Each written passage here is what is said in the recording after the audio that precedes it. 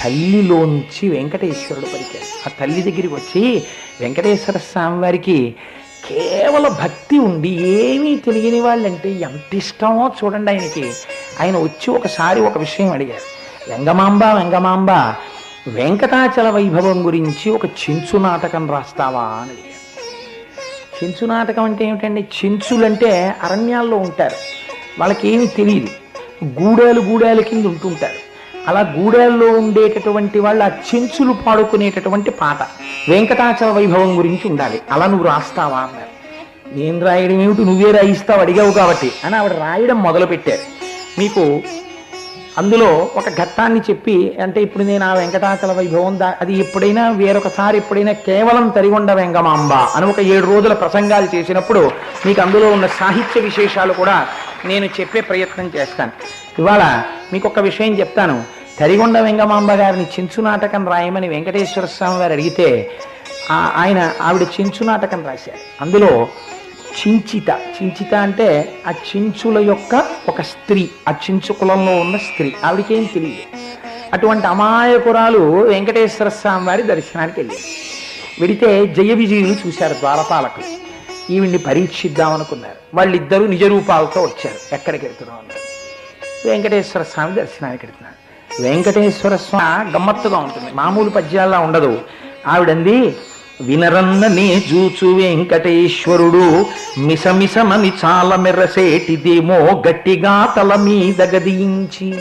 అంటే ఆవిడికి కిరీటం పెట్టుకున్నాడని చెప్పడం రాదు, మిసమిసమని మెరిసిపోయేటటువంటిది అది ఏమిటో తల మీద ఇలా పెట్టుకున్నాడండి.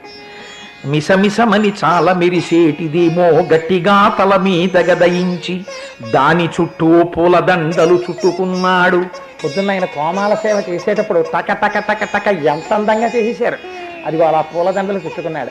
తరిగొండ వెంగమాంబ గారిది వీడు చదువుతాడేమో, అలా అందరికీ దర్శనం ఇద్దామని తెరదీసి కూర్చున్నాడు ఆయన ఇవాళ. అందుకని దాని చుట్టూ పూలదండలు చుట్టుకున్నాడు. లలిమించు మొసలి పిల్లల వంటివేమో తళుకుగా చెవులకు తగిలించినాడు. మొసలి పిల్లలంటే ఏమిటో తెలుసా అండి? మొసలి అంటే సంస్కృతంలో మకరము అని, మొసలి పిల్లలు అంటే చిన్ని చిన్ని మొసలి పిల్లలు లాంటివి, అంటే మకర కుండలములు. ఆవిడ మకర కుండలములు పెట్టుకున్నాడు అని ఒక చెంచు స్త్రీ ఎలా అంటుంది? చించిత అనదు. కాబట్టి ఆవిడ భాషలో చెప్తున్నారు, అవేమిటో మొసలి పిల్లల్లా ఉన్నాయి చెవులకు పెట్టుకున్నాడండి. అందుకని లలిమించు మొసలి పిల్లల వంటివేమో తళుకుగా చెవులకు తగిలించినాడు. పచ్చ పచ్చటిదేమో బహుశానమేనా అచ్చుగా అందందు అతికించినాడు. ఇదో గమ్మత్తు.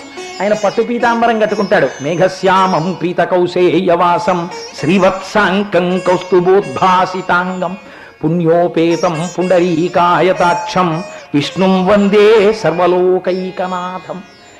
ఆయన పట్టుబట్ట కట్టుకుంటే కనపడదు, ఎందుకని అన్ని పురహారాలే.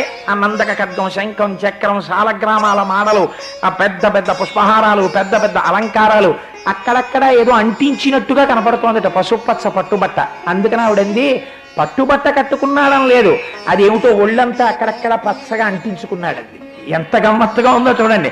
పూలదండల మధ్యలోంచి చూసినప్పుడు కొంచెం పచ్చపచ్చగా కనపడింది.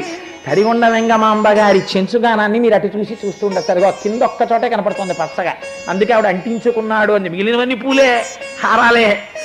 కాబట్టి గల్లని కూసేటి గట్లు శ్రీపాద పల్లవముల యందు భరించినాడు. ఎంత అమాయకపు మాట చూడండి.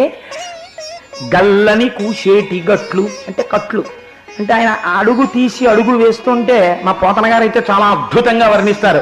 కదలిన బాహుపద క్రమంబున రవము సూపిడి నూపురముల వాణి అంటారు. ఆయన అడుగు తీసి అడుగేశాడు అనుకోండి, పాదములకు పెట్టుకున్న నూపురములు గల్లు గల్లున మోగుతాయి. అవేమిటో గజ్జలున్న కట్లు కాళ్ళకి ఎలా మోస్తున్నాడో అవి భరిస్తున్నాడండి. అవి అంటే అంతలా ఉన్నాయి, ఎలా పెట్టుకున్నాడో అంత బరువు అంది అనమాట. అందుకని గల్లని కూసేటి గట్లు శ్రీపాద పల్లవముల యందు భరించినాడు.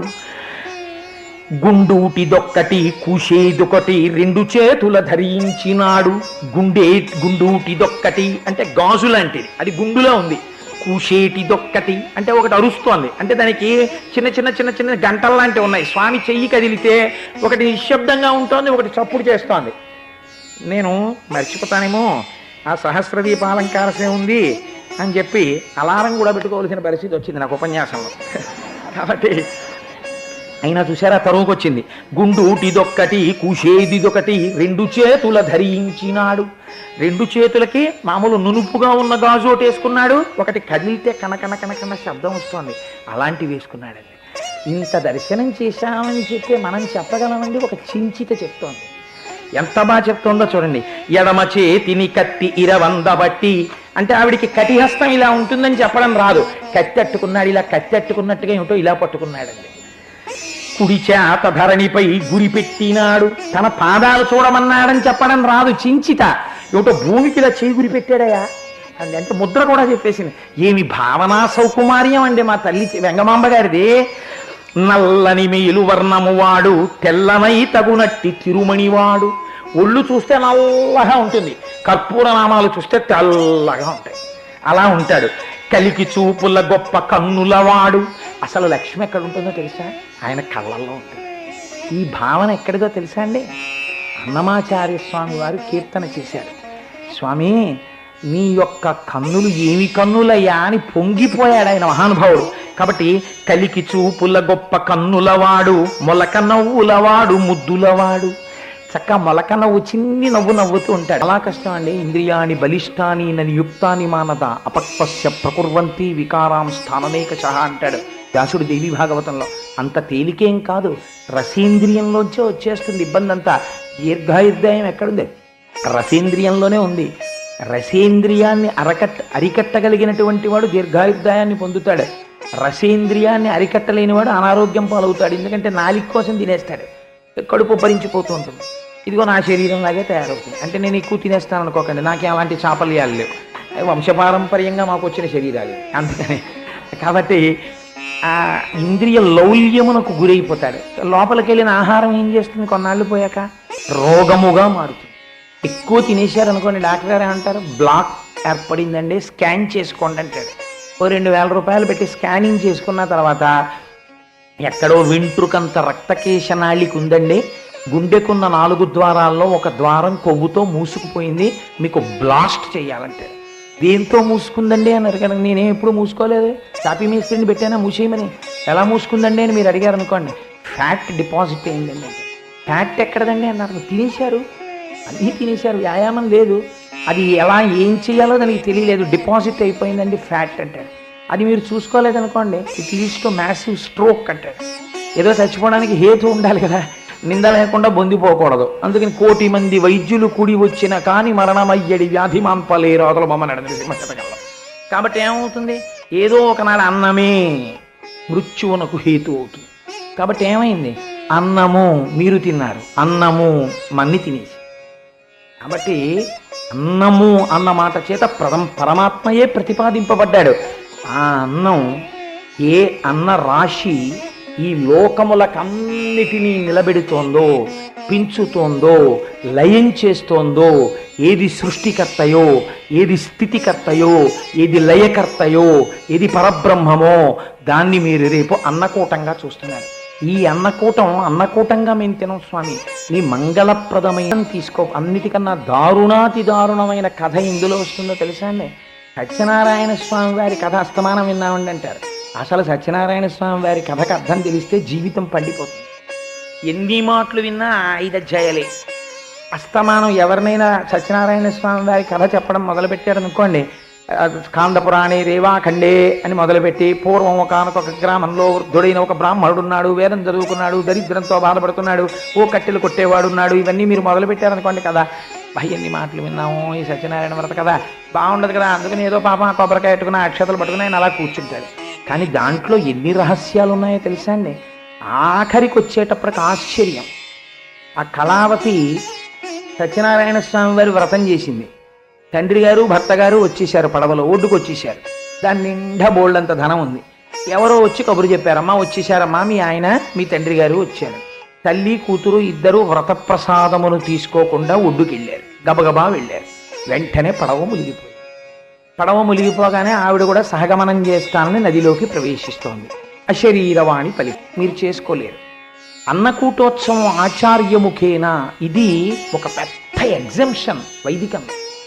ఇప్పుడు ఎలా ఉంటుందంటే, నేను మొన్ననే ఎక్కడో నామవాణిపాలెం అని ఒక చోట ఉపన్యాసం చెప్పాను. అక్కడ ఇదే ఉపమానం చెప్పాను. ఒక నిరక్షరాస్యుడు ఉంటాడు ఒక పల్లెటూరులో. ఏదో బంజరు భూమిలో 2 ఎకరాలు ఇప్పించండి బాబాయ్, వ్యవసాయం చేసుకుంటానని కలెక్టర్ గారితో ఎవరికో కలెక్టర్ గారికి అపీల్ రాయించుకుంటాడు చదువు వచ్చిన ఆయనతోటి. ఆ చదువు వచ్చిన ఆయన రాస్తాడు. ఏమని రాస్తాడు? ఫ్రమ్ అన్న దగ్గర తన పేరు రాసుకోడు, పొలం లేనివాడి పేరు రాస్తాడు. రాసి ఆయనకి బాగా రాయడం వచ్చు. అందుకని కలెక్టర్ గారి దివ్య సముఖమునకు, అయ్యా నేను ఇటువంటి నిరుపేదని, నాకు తెల్ల కార్డు ఏదో కార్డు ఉంది, నాకేమో ఏదో నెలకి 50 రూపాయలు 60 రూపాయలు వస్తోంది, ఇంత కష్టపడుతున్నాను, రాళ్ళు కొట్టుకుంటున్నాను, క్షామం వచ్చేసింది, ఎక్కడా తినడానికి అన్నం లేదు, 80 బిడ్డలు, చాలా బాధపడుతున్నాను, ఈ ఊళ్ళోనే ఫలానా సర్వే నెంబర్లో గవర్నమెంట్ వారి పోరంబోకు స్థలం ఉంది, ఓ 2 ఎకరాలు నాకు ఇప్పిస్తే నేను వ్యవసాయం చేసుకుంటాను, ఇట్లు భవదీయుడు అని నిషాని ఏదో పుల్లంపల్లి వెంకట్రావు అని రాస్తాడు. రాసిన వాడెవడు? ఇంకొక ఆయన రాశాడు చదువు వచ్చిన ఆయన. పేరెవరిది? పుల్లంపల్లి వెంకట్రావుది. ఆయనకేం తెలుసు? ఆయనకేం రాయడం రాదు. నిషాని వేశాడు బొటనవేలు ముద్ర.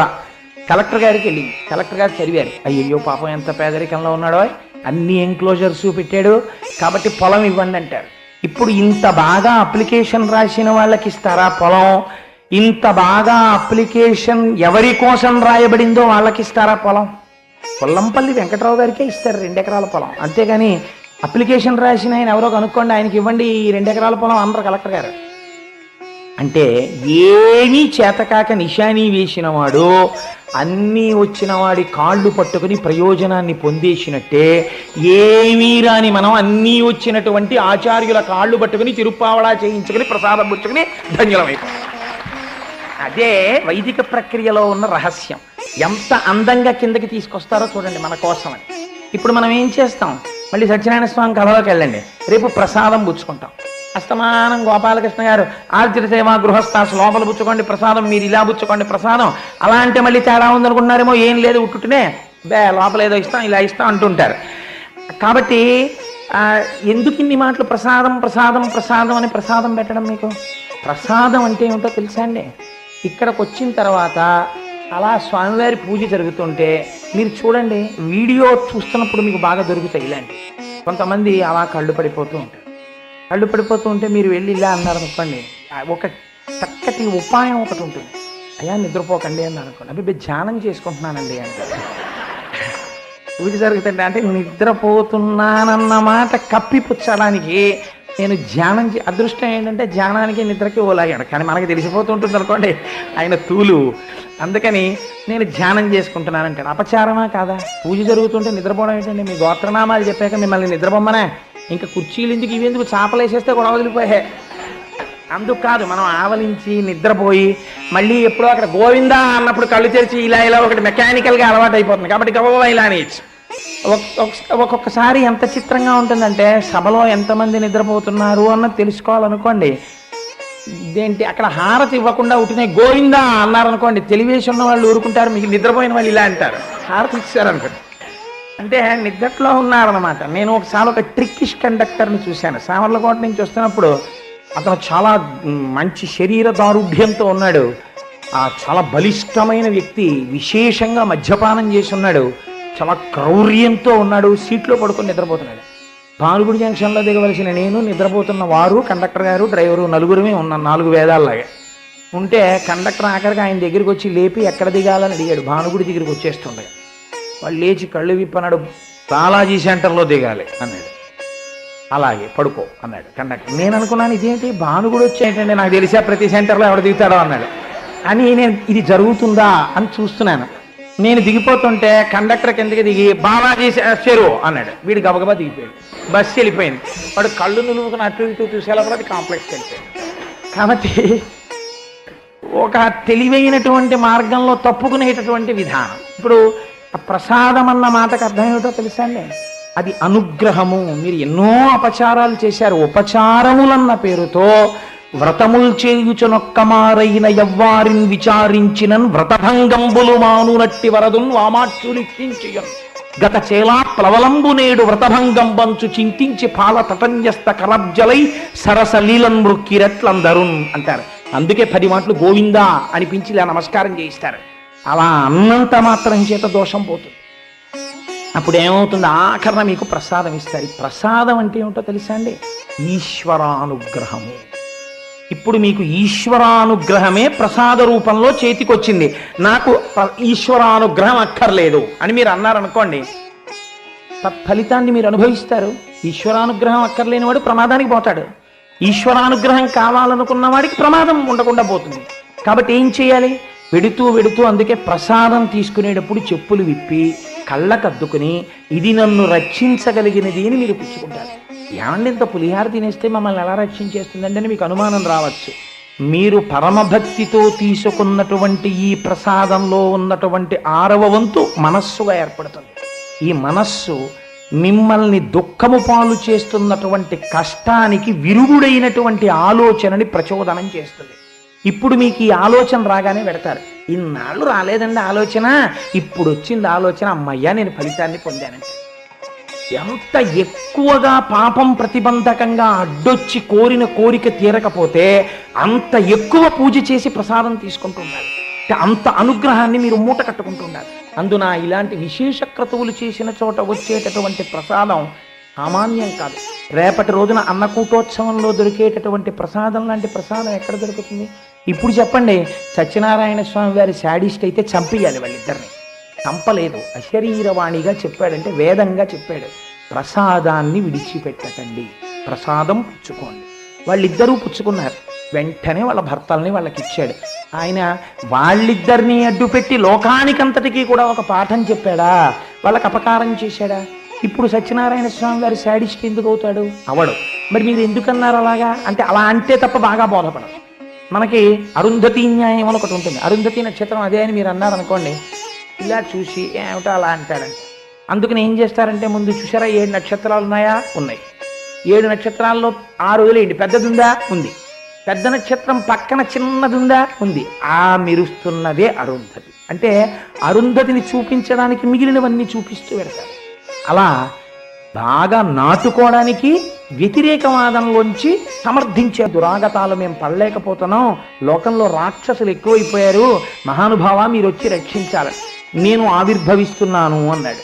అని అసలు కృష్ణావతారంలో ఉన్న గొప్పతనం ఏమిటంటే అసలు కృష్ణుడిగా రాముడిగా జన్మించినప్పుడు విష్ణువుగా కనపడలేదు, కృష్ణుడిగా జన్మించినప్పుడు మాత్రం బాలుడిగా కనపడలేదు.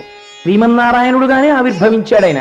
జలధరదేహు నాజాను చతుర్బాహు సరసీరు హక్షు విశాలవక్షు జారు గదా శంఖచక్ర పద్మ విలాసు కంఠ కౌస్తుభమడి కంతిభాను కమనీయ కటిసూత్ర కంకణ కేయూర శ్రీవత్సలాంచనంచిత విహారు మరుకుండల ప్రభాయుత కుంతలలాటు వైఢూర్య మణిగణ వరకిరీటు బాలు పూర్ణేందురుచి జాలు భక్త లోకపాలు సుగుణాల వాలు కృపావిశాలు చూచి తిలకించి పులకించి చోద్యమంది ఉబ్బి చెలరేగి వసుదేవుడు ఉత్సహించే అంటారు పోతన గారు.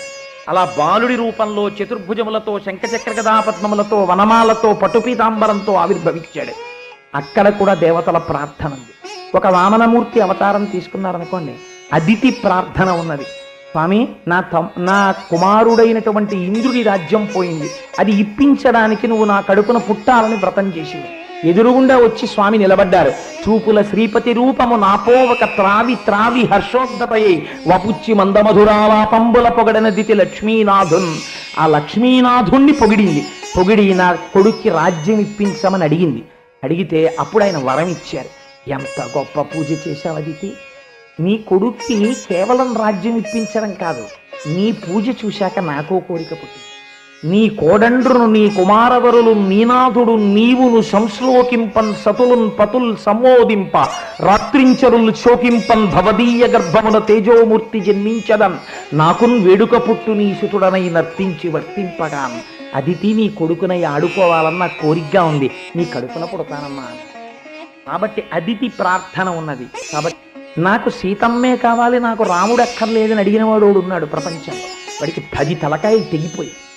ఒకడు నాకు సీతమ్మ అక్కర్లేదు రాముడే కావాలన్న స్త్రీ ఒకతుంది, దానికి ముక్కు చెవులు తెగిపోయాయి.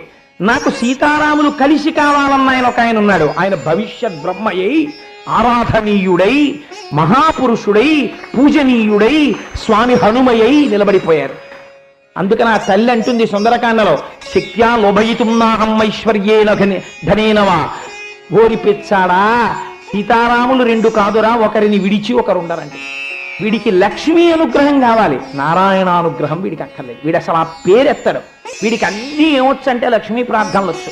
మీకు ఆశ్చర్యం చెప్పనండి, ఇంట్లో కొంతమంది లక్ష్మీదేవి ఫోటో గేటు వంక చూసేట్టు పెట్టుకోరు. ఎందుకు పెట్టుకోరో తెలుసా? వెళ్ళిపోతుంది కదండి అంటారు.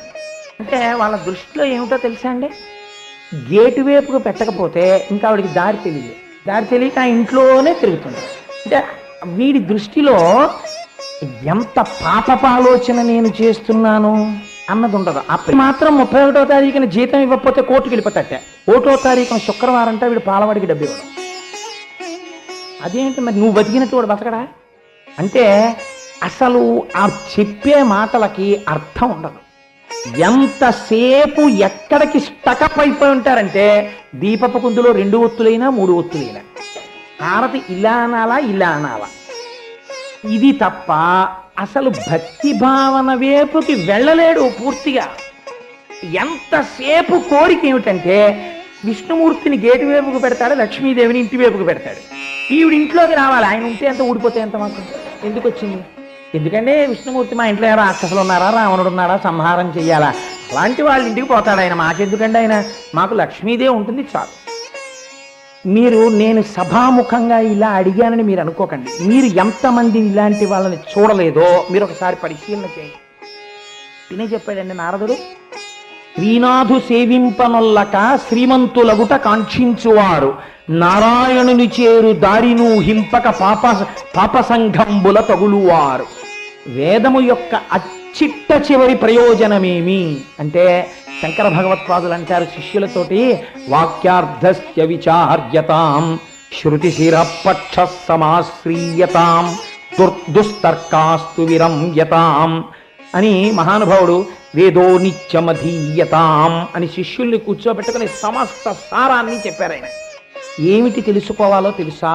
ఈ మనుష్య జన్మలోకి వచ్చిన వాడు వేదము చేత ప్రతిపాదింపబడిన పరమాత్మ దర్శనము వైపుకి అడుగులు వేస్తూ వెళ్ళాలి. కానీ అసలు నారాయణుని చేరడం అంటే అది ప్రస్థానం. అసలు ఆ భావనే లేదు. అయ్యో ఇది వెళ్ళిపోతే మళ్ళీ నాకు ఇలాంటి జన్మ వస్తుందా, ఈ బెంగ లేదు. ఎన్ని కోట్ల జన్మలలో మృత్యువుని పొందాడో, ఎన్ని కష్టాలు పడ్డాడో, ఎన్నిసార్లు వదిలాడో శరీరాన్ని. గజేంద్ర మోక్షంలో పోతన గారు అంటారు, అలసట సొలసట నొందక ఒంటికి శ్రమయును లేక ఉద్దండత రాత్రులు సంధ్యలు దివసంబులు కరి మకరతోడ పోరెన్ వేయొక్క 1000 సంవత్సరములు. 1000 అంటే సహస్రం, సహస్రం అంటే అనంతం. ఎన్ని కోట్ల జన్మలో ఎన్ని జన్మలయ్యాయో అడిగారు అనుకోండి, అంటే మనకేంత అవసరం ఏం లేదు, మనం ఎవరికి ఉద్ధారకులంకాం అలా మీరు అడుగుతుంటారా కోటేశ్వరారు అని అనుకోకండి. నేను ఉదాహరణకి చెప్పానంతే. అడిగితే వాళ్ళ స్టాక్ రిప్లై ఒకటి ఉంటుంది, వెంటనే బ్యాక్ కమ్స్ ద రిప్లై. వాళ్ళు ఏం చెప్తారో తెలుసా అండి, రిటైర్ అయిపోయింది. నాకు చాలామంది తగులుతుంటారు అంట. నేను ఎవరిని అడగక్కర్లేదు, అయ్యా కోటేశ్వర రిటైర్ అయిపోతే మీ వెనకాలేనండి అంటాడు. ఇది నాకు బరువు. అంటే దానివల్ల నేను ఏదో పొంగిపోయి ఎప్పుడు వాడు రిటైర్ అయిపోయినా వెనకాతల అనుచరుడిగా వస్తాడో అని నేను తపస్సు చేస్తాను అనుకుంటాడు. చాలా సిల్లీ స్టేట్మెంట్స్ ఉంటుంటాయి. కొంతమంది కనపడుతుంటారు నాకు, ఎక్కడో కనపడి రైల్లోనో ఆఫీసులోనో, కోటేశ్వర ఏమనుకోకండి నేను రాలేకపోయాను పురాణానికి. వాడు రాకపోతే నేను అనుకోవడానికి, మా అమ్మాయి పెళ్ళి అదేమన్నా, ఎవడ అదృష్టం ఉంటే వాడు వస్తాడు, వాడు చూసుకుంటాడు వెంకటాచల వైభవం. నాకెందుకు మధ్యలో వాడు రాకపోతే నేను బెంగెట్టేసుకుంటాను. అలా నేను బెంగెట్టుకుంటే వాడు ఎందుకు ఆత్మీయత ఉంటే బెంగెట్టుకుంటాను, లేకపోతే ఎందుకు బెంగెట్టుకుంటాను. కనుక అంటే మీకు ఒక ఉదాహరణకి నేను ఈ మాట అంటున్నాను. ముక్తి అను మాట ఎరుంగక కేవలము భుక్తి మార్గ సాధనాకైక చిత్తులై ధరాతలమునందలి ప్రజలు సొక్కుట కని బాధపడుచుంటినో అబ్జగర్భ అన్నాడు. ఎంత సంపాదించినా దానసాధ్యం కుల కుక్క పిల్లి పంది పిట్ట వీటికి డిపాజిట్లు లేవు, బ్యాంకులు లేవు, ఏటీఎం కార్డులు లేవు. మనిషికి మాత్రం ఎంత సంపాదించేసినా అయ్యో ఈశ్వరుడి వైపుకి నేను అడిగేయలేదు, వెళ్ళిపోతోంది కాలం అని ఆలోచిస్తున్నవాడు లేడు నాన్నగారు. ఏం ఆశ్చర్యం అండి, మూటలలా కడుతూనే ఉన్నారండి, ఏమిటండి కలియుగం అన్నాడు. నాన్నగారు అసలు ఉద్ధరించేవాడు ఎవరు ఉండరా అండి, ఈ యుగం వస్తారండి ఇంకా ఇంకా హీనోపాధుల్లోకి వెళ్ళిపోతారు కదా. దయాళువై కలి ఇంత పాపం చేయిస్తే తాను పాపం తీసేవాడు లోకంలో ఎవడైనా ఉన్నాడా అని అడిగాడు. అయితే బ్రహ్మగారు నవ్వన్నాడు, ఉన్నాడు. ఎప్పుడు ఏ యుగంలో ఎవరు అలా రక్షించాడో ఆ శ్రీ మహావిష్ణువే ఉన్నాడు. ఎవరు అడగకపోయినా ఆంధ్రదేశంలో, దక్షిణ భారతదేశంలో శ్రీకాళహస్తి దగ్గర ఉన్న సువర్ణ ముఖీ నదిని దాటిన తరువాత వెంకటాచల పర్వత సానువుల మీద బంగారు నిలయంలో తనంత తానుగా మూర్తి అయి నిలబడి తన దగ్గరికి వచ్చినంత మాత్రాన, దర్శించినంత మాత్రాన, నామం చెప్పినంత మాత్రాన, తలనీలాలిచ్చినంత మాత్రాన, చిన్న సేవ చేసినంత మాత్రాన, హుండీలో రాగి కాడి వేసినంత మాత్రాన, ప్రసాదం బుచ్చుకున్నంత మాత్రాన, నమస్కరించినంత మాత్రాన పాపరాశిని ధ్వంసం చేయడానికి వస్తున్నాడు రా ఆ వెంకటేశ్వరుడు వస్తున్నాడు. ఆ పేరేది వేం పాపం కటతే ఇది వెంకటేశ్వర. పాపము వేం అయితే కటతి తొలగించువాడు వెంకటేశ్వరుడై అంతటి దయాళు అయి వచ్చి నిలబడుతున్నాడన్నాడు. వెళ్ళిన వాళ్ళకి ఏం కనపడుతుందండి? మమ్మల్ని తోసేశారండి వెంకటాచలంలో అంటారు. నువ్వు ఒక్క తానివే బిడ్డవా వెంకటేశ్వరుడికి? నువ్వు ఒక్కడివే బిడ్డవా వెంకటేశ్వరుడికి? నీలాంటి వాళ్ళు కొన్ని కోట్ల మంది ఉన్నారు. ఆత్మ పరిశీలన చేసుకొని నీ భక్తి ఒక భక్త్యా? నీకు వెంకటాచలం వెళ్ళాలంటే కాటేజ్ ఉండాలి. నీకు వెంకటాచలం వెళ్ళాలంటే ఆర్జిత సేవ టికెట్ ఉండాలి. నీకు వెంకటాచలం వెళ్ళాలంటే నీ కాటేజీలోనే తలనీలాలు తీయాలి. నీకు వెంకటాచలం వెడితే నువ్వు మినరల్ వాటర్ బాటిల్ సంఖలో పెట్టుకుని తిరుగుతావు. నీ సెల్ ఫోన్ జామ్ అవ్వకూడదు. నీకు రిటర్న్ జర్నీ రిజర్వేషన్ ఉండాలి. మిడిల్ బెర్త్ ఉండాలి. గాలి బాగా వెయ్యాలి. వెళ్ళేటప్పుడు పులిహార అట్లు అన్నీ తినాలి. ఆఖరికి దున్నపోతు మార్కెట్లో తిరిగినట్టు 10 మంది ఆడవాళ్లు ప్రయాణం చేసే చోట నేను ఇలా ఉండొచ్చా అని కూడా చూడకుండా 50 ఏళ్ళు ఒంటికొచ్చిన తర్వాత ఓ నిక్కరేసుకుని బెత్త మీద పడుకుని నువ్వు తిరుగుతూ ఉండడం భోగిలో. ఇంత కుసంస్కారంతో నువ్వు ప్రయాణం చేసి నువ్వు వెంకటాచలం వెళ్ళావా? నీ వెనక కోట్ల మంది దర్శనానికి ఉన్నారా? నిన్ను జరుగు అంటే నీకు కోపమా? ఏమిటి నీ అభిజాత్యం? దేనికి నువ్వు గొప్ప? నిన్ను తోస్తే బయటికి వచ్చి అన్నాడు ఒక మహానుభావుడు, కోటికి పడగెత్తిన ధనవంతుడు, కూటి కోసం శ్రమపడే నిర్భాగ్యుడు, నీ గుడి ముంగిట సామాన్యుడు. నేను అందుకే సుప్రభాత దర్శనం దగ్గర నుంచి ఒక్క పౌరాణిక ప్రసంగం చెయ్యడానికి వచ్చినప్పుడు తప్ప, అప్పుడు నా స్టేటస్ ఇక్కడ పురాణ ప్రసంగం చేసేవాడిని కాబట్టి ఏ దేవాలయానికి వెళ్ళినా దర్శనం చేయిస్తారు. కనుక ఇక్కడే కాదు, ఎంత పెద్ద ఉత్సవం జరుగుతున్న చోట, ఆఖరికి నేను వెంకటాచలంలో బ్రహ్మోత్సవాల్లో ఉపన్యాసం చెప్పడానికి వెళ్ళినా స్పెషల్గా అటెండెంట్ వచ్చి లోపలికి తీసుకెళ్ళి దర్శనం చేస్తారు. అది మర్యాద. అందుకని ఆ ఒక్కసారి లోపలికి వెళ్ళి దర్శనం చేస్తాను తప్ప సుప్రభాతంలో కానీ ఏకాంత సేవలో కానీ నేను ఎప్పుడు కోటేశ్వరారు ఇలా నేను అలా దూరిపోతే నన్నేమనరు, కానీ నేను అలా దూరను. మీ అందరితో పాటే నేను ఆ లైన్లో వెళ్ళి దర్శనం చేస్తాను.